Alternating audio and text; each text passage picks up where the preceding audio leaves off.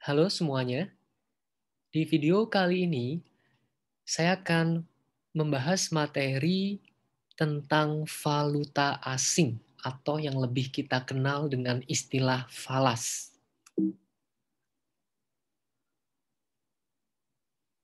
Saya akan mulai penjelasan tentang valuta asing ini dengan membahas tentang definisinya terlebih dahulu. Yang dimaksud dengan valuta asing atau falas atau bahasa asingnya foreign exchange atau forex merupakan mata uang asing dan alat pembayaran lainnya yang dapat digunakan untuk melakukan atau membiayai transaksi ekonomi keuangan internasional dan yang mempunyai catatan kurs resmi pada bank sentral.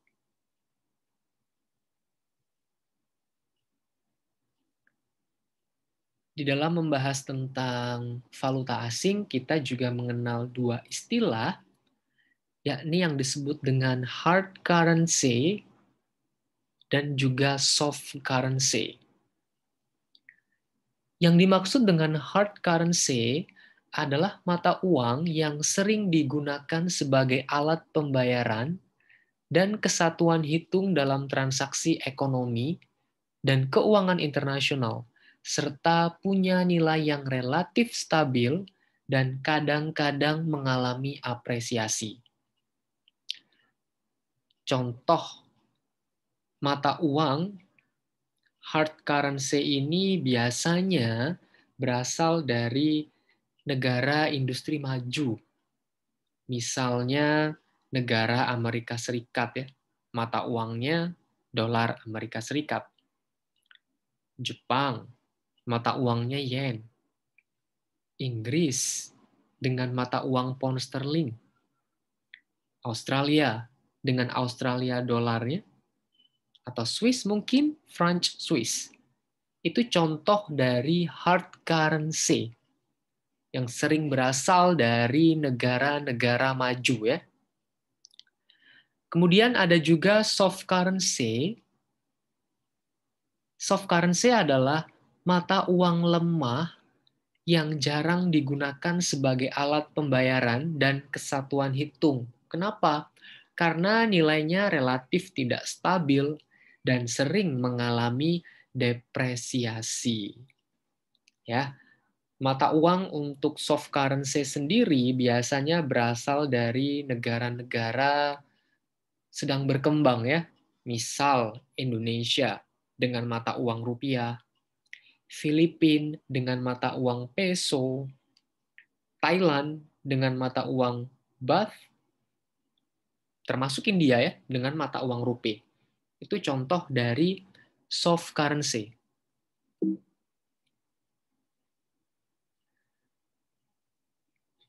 Lalu apa fungsi dari valuta asing ya?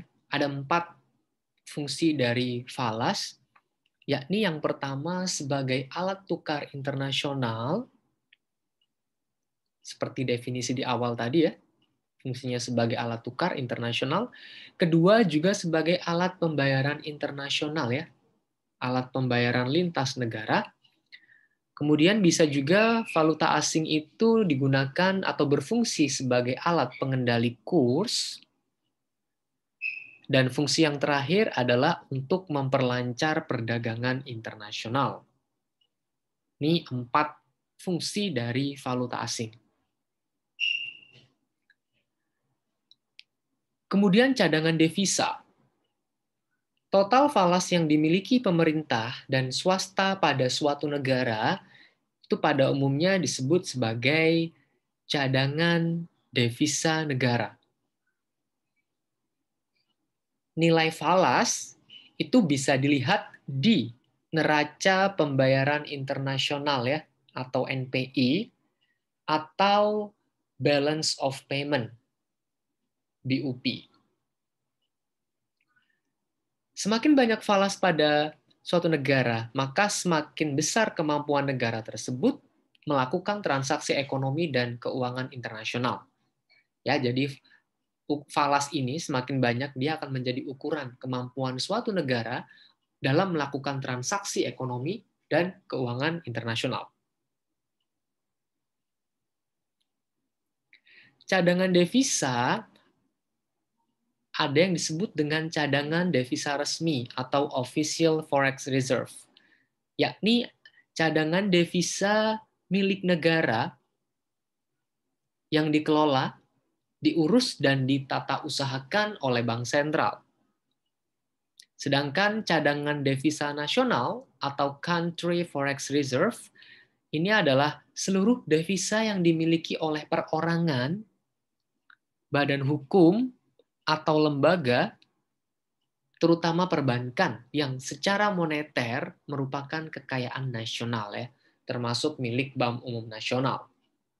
Itu yang dimaksud dengan cadangan devisa nasional.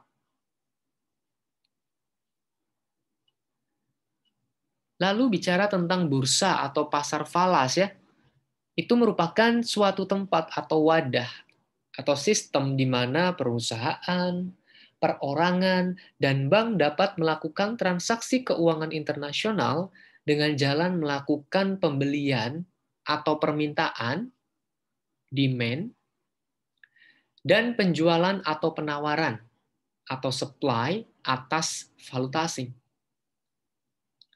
Ada beberapa prinsip pokok dalam bursa falas, yakni yang pertama, pengertian kurs jual dan beli selalu dilihat dari kepentingan bank atau money changer atau pedagang valuta asing. Prinsip yang kedua, kurs jual selalu lebih tinggi daripada kurs beli. Prinsip ketiga, kurs jual atau beli suatu mata uang atau falas adalah sama dengan kurs beli atau jual mata uang atau falas lawannya. Logik ini ya, untuk tiga prinsip pokok dalam bursa falas ini. Karena pada mekanisme bursa falas, prinsip ini perlu dipegang. Nah, di sini bisa diperhatikan contoh tentang mekanisme bursa falas ya. Kalau kita perhatikan di sini, ini kalau kita bicara selling rate ya, atau asking rate. Di dalam gambar ini, kurs yang berlaku ya, atau kurs jualnya untuk USD yaitu Rp8.000 per US dollar. Yang akan sama dengan kurs beli atau buying rate atau disebut juga bid rate untuk rupiah, yakni 1 dibagi 8.000 ya, atau 0,000125 per rupiah. Kalau kita lihat gambar ini, di sini kita lihat bahwa BNI ini memerlukan jumlah falasi yang banyak untuk memenuhi permintaan nasabah importir A. Maka BNI dapat menghubungi bank devisa lainnya atau Bank Indonesia untuk membeli falas berupa US dollar. Sebaliknya, eksportir D, eksportir garment ya yang ada di Jakarta, setelah menerima pembayaran dari importir C di New York, tentu akan menjual US dollar-nya kepada bank di mana mereka menjadi nasabah BCA untuk mendapatkan nilai lawannya dalam rupiah yang mungkin akan digunakan untuk membayar gaji, misalkan pegawai, gaji pegawai maksudnya, pajak, dan lain-lain. Akibatnya di sini BCA kebanyakan US dollar nih. Maka BCA dapat menjualnya kepada Bank Indonesia atau bank devisa lainnya untuk mendapatkan rupiah. Karena BCA sudah kelebihan US dollar ya, atau kebanyakan US dollar. Kemudian kalau kita bicara buying rate atau bid rate di sini ya, Kurs yang berlaku di sini yaitu adalah USD, kurs beli banknya adalah Rp7.900 per US dollar, yang akan sama dengan kurs jualnya, atau selling rate-nya, atau asking rate-nya untuk rupiah, yakni 1 dibagi 7.900 ini ya, atau 0,000127. Nah, kita mengenal juga istilah spread nih di dalam mekanisme bursa falas ya. Spread itu adalah selisih antara kurs jual dengan kurs beli valuta asing. Kurs jual lebih tinggi dibandingkan kurs belinya disebabkan pihak bank atau pedagang falas berusaha memperoleh keuntungan dari selisih penjualan dengan pembelian yang dikenal dengan biaya transaksi.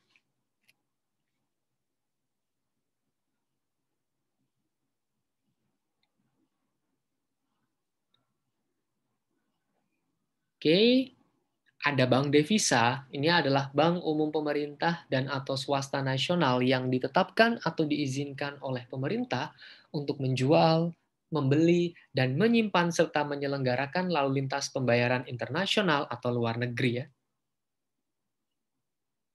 Tadi ilustrasi sudah cukup dijelaskan pada slide sebelumnya. Lalu fungsi bursa falas antara lain yang pertama menyelenggarakan transaksi internasional, kedua menyediakan fasilitas kredit jangka pendek untuk pembayaran internasional, tiga bisa memberikan fasilitas hedging ya, yakni tindakan pengusaha atau pedagang falas untuk menghindari risiko kerugian atas fluktuasi kurs falas atau forex rate terhadap transaksi internasional ya. Karena kita tahu bahwa kurs falas itu selalu berfluktuasi ya. Forex itu merupakan salah satu pasar yang liquid karena diperdagangkan setiap hari. Tapi ingat bahwa juga ada risiko fluktuasi nilai kurs falasnya. Berikutnya ada forex quotation.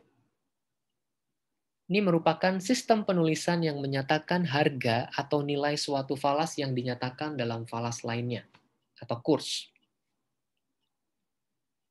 Kemudian ada direct quotation, adalah sistem yang menyatakan nilai mata uang suatu negara yang diperlukan atau diperoleh untuk satu nilai falas. Ya.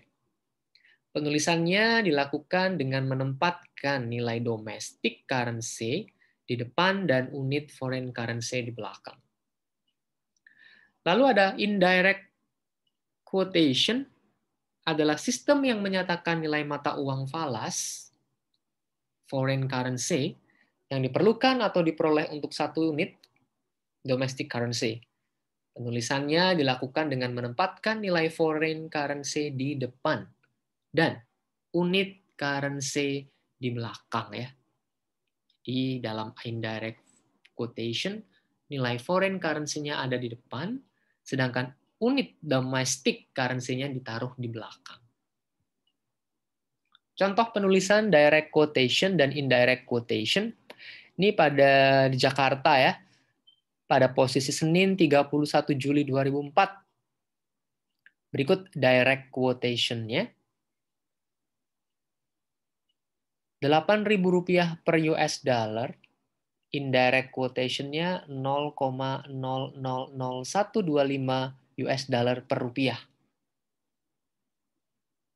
Rp80 per Japan yen menjadi 0,0125 yen Jepang per rupiah.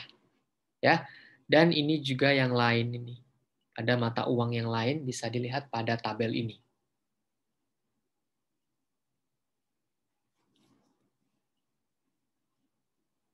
Ada istilah spot rate. Apa yang dimaksud dengan spot rate? Spot rate adalah pasar falas di mana dilakukan transaksi pembelian dan penjualan falas untuk penyerahan dalam jangka waktu 2 hari.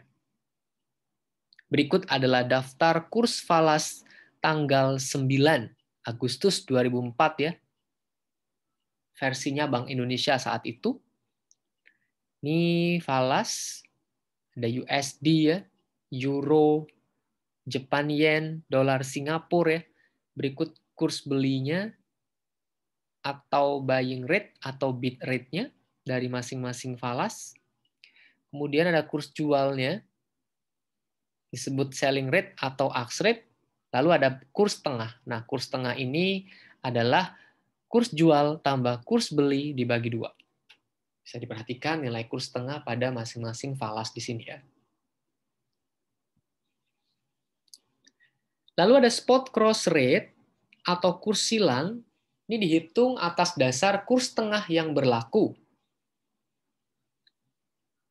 Berikut disajikan tadi, seperti slide sebelumnya ya, daftar kurs falas pada 9 Agustus 2004.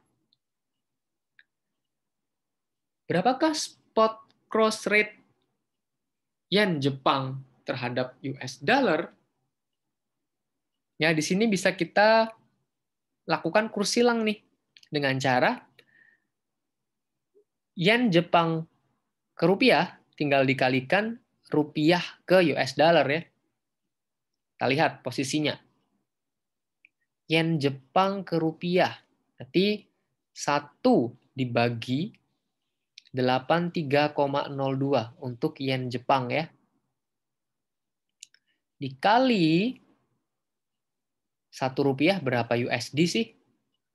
1 rupiah kala itu 9.154 per US dollar.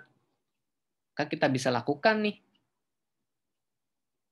Hasil perkalian ini atau kurs silang ini adalah 110,26 yen Jepang per US dollar.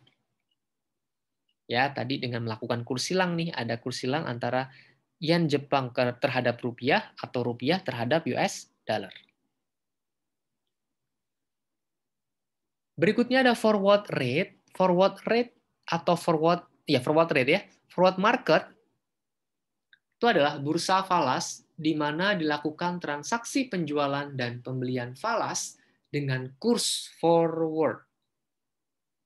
Ya, jadi kalau marketnya disebut forward rate, melakukan transaksi penjualan dan pembelian falas dengan kurs forward.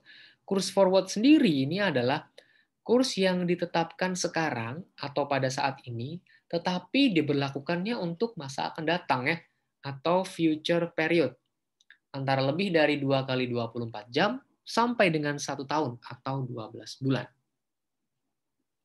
Nah, di sini forward rate atau forward market itu bisa juga untuk dilakukan untuk hedging ya, atau lindung nilai. Contoh di sini, PT ABC memerlukan dana untuk membayar kontrak pembelian bahan baku dari USA senilai 1 juta US dollar. Kemudian jangka waktu 120 hari, lalu spot rate-nya 9.200 rupiah per US dollar. Karena fluktuasi kurs US dollar tak menentu, maka PT ABC melakukan forward kontrak dengan bank untuk waktu 120 hari dengan harga 9.300 US dollar. Pertanyaannya, berapa pembayaran yang dilakukan pada saat jatuh tempo forward kontrak itu? Pertanyaan kedua, berapa forward premiumnya? Ya, perhatikan info-info yang sudah diketahui dalam soal ini tadi ya. Penyelesaiannya seperti ini.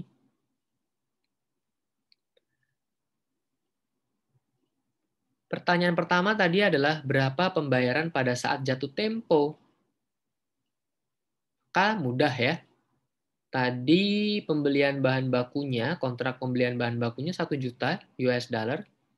Tinggal dikali dengan pada saat jatuh tempo ya, 9.300 rupiah per US dollar. Maka pembayarannya adalah 9.300.000.000 rupiah. Pertanyaan kedua tadi ditanyakan forward premium ya. Berapa forward premium atau diskonnya? Dengan rumus ini, rumusnya seperti ini. FR adalah forward rate, SR adalah spot rate, SR juga spot rate, ini di bawah 360, diasumsikan 1 tahun itu 360 hari. Kemudian ada N di sini. Tadi adalah jangka waktunya ya, 120 hari untuk soal ini, kali 100%. Forward rate-nya 9.300, jika Anda lihat di soal sebelumnya. SR-nya, spot rate-nya 9.200, yang bawah juga sama, berarti 9.200 kali 360 bagi jangka waktunya 120, kalikan 100%, maka hasilnya 3,26% untuk 120 hari. Ini adalah forward premiumnya ya, yang ditanyakan di soal tadi ya. Ketentuannya, bila forward rate lebih besar daripada spot rate, maka falas yang di forward kontrakkan mengalami apresiasi atau istilahnya forward premium. Namun, bila forward rate lebih kecil daripada spot rate, maka falas yang di forward kontrakkan mengalami depresiasi atau forward discount. Ya, kalau forward premium ini kan ditandai dengan tanda positif nih. Tapi jika kita bayangkan FR-nya lebih kecil di sini, misalkan di sini 9.200, di sini 9.300, maka akan negatif. Itu namanya forward discount. Jadi jika forward rate lebih kecil daripada spot rate-nya. Formula untuk menghitung forward point untuk menentukan forward pricing, ya, formula yang pertama dengan forward point. Seperti ini rumusnya ya. Ini keterangannya, A adalah base currency interest rate, US dollar. B adalah counter currency interest rate, SGD. SR spot rate, T time in days, 90 hari. DB day basis for the year, 360 hari ya, asumsinya 1 tahun itu ada 360 hari. Contoh, bunga deposito 3 bulan, US dollar-nya 5,5%, SGD-nya 3,5%, kurs tengah spot rate adalah 1,5350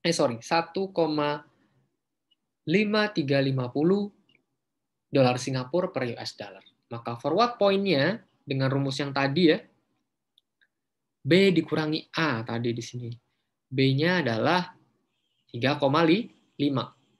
Persennya asumsikan kita hilangkan saja ya, karena sama-sama persen nanti angka B dan A. 3,5. US dollar-nya 5,5. Oke, dikali spot rate-nya 1,5350 kali T, tadi time index-nya 90 hari, 3 bulan ya. Dibagi A kali T, A-nya 5,5, kali T-nya 90, waktunya ya, 90 hari. Kemudian ditambah 100, rumusnya tadi, kali 360. Setahun diasumsikan 360 hari. Tinggal kita hitung ya. Ini dikurangi ini, minus 2, dikali 1,5350 kali 90, dibagi 5,5 kali 90, 495, plus 36.000. Kalau kita bagi ini angka adalah hasilnya negatif 0,0076 atau sama dengan 76 points. Maka forward rate US dollar-nya adalah 1,5350 dikurangi dengan 0,0076. Maka hasilnya adalah 1,5274 dolar Singapura per US dollar.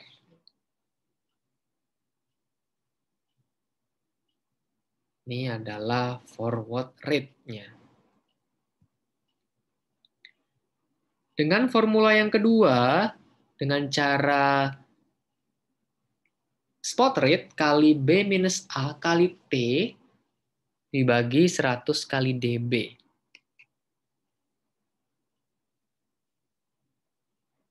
Dengan soal yang sama, kita bisa hitung forward point-nya ya. Spot rate-nya tadi 1,5350 kali B-nya 3,5% dikurangi A 5,5% kali 90 dibagi 100 kali DB-nya 360 ya, maka dibagi 36.000. Hasilnya minus 0,0077 atau sama dengan negatif atau minus 77 points.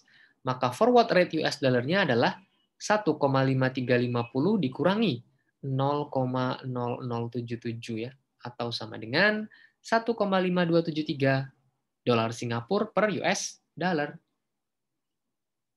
Sama dengan perhitungan sebelumnya ya, beda tipis. Tapi dengan formula 1 ataupun formula kedua, hasilnya sama. Bicara forward market untuk spekulasi ya.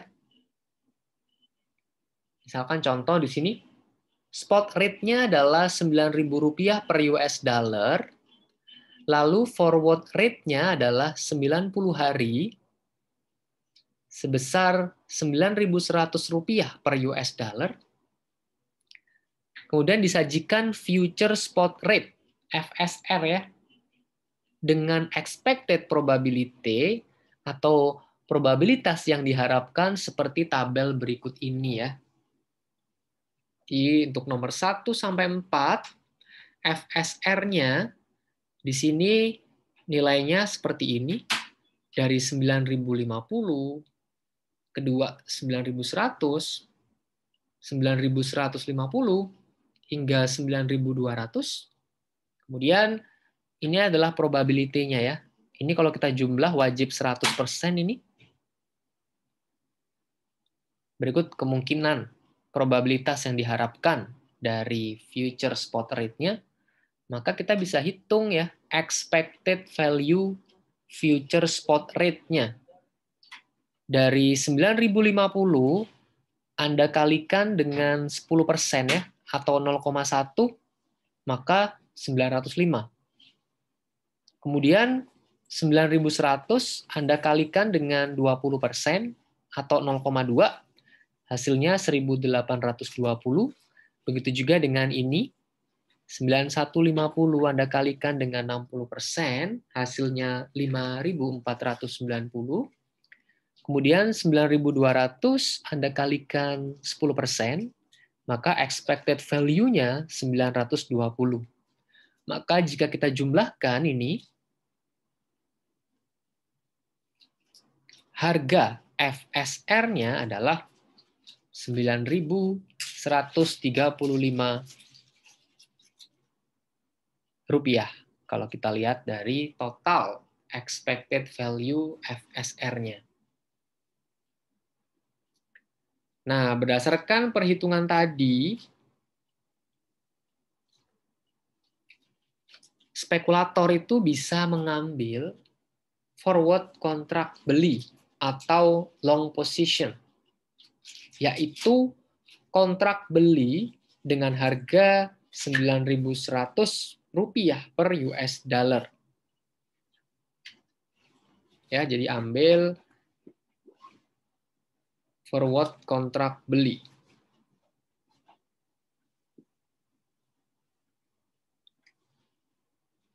Jika FSR lebih besar dari FR ya, future spot rate-nya lebih besar dari forward rate-nya, misalnya sesuai perkiraan ya, maka akan ada laba sebesar Rp35 per US dollar.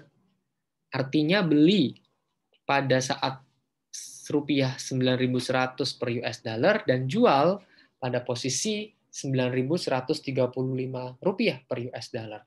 Ada laba atau untung Rp35 per US dollar ya.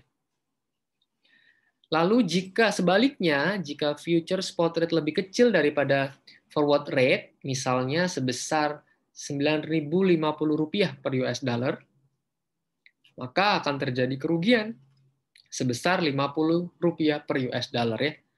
Beli pada posisi Rp9.100 per US dollar dan jual pada posisi Rp9.050 per US dollar. Artinya rugi, selisih negatif 50, artinya rugi.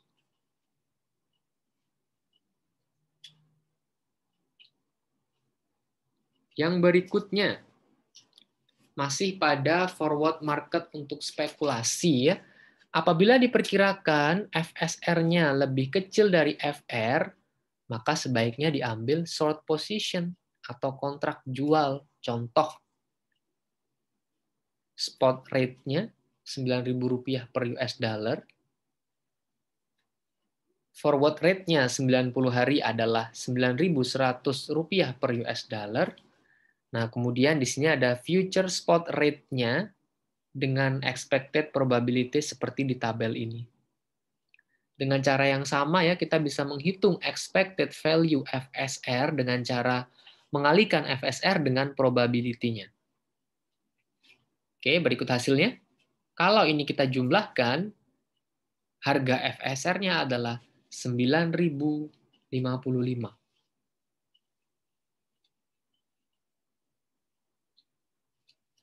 Nah, kalau berdasarkan data tadi, maka spekulator akan mengambil forward kontrak jual atau short position, yaitu kontrak jual dengan harga 9.100.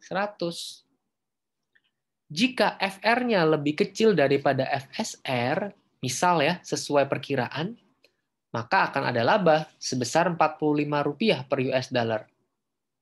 Jual Rp9.100 per US dollar dan beli pada posisi Rp9.055 per US dollar. Jika FR lebih besar dari FSR, misalnya sebesar Rp9.150 per US dollar, maka akan terjadi kerugian sebesar 50. Jual pada posisi Rp9.100 per US dollar dan beli di saat rupiahnya 9.150 per US dollar ya, maka rugi Rp50 per US dollar.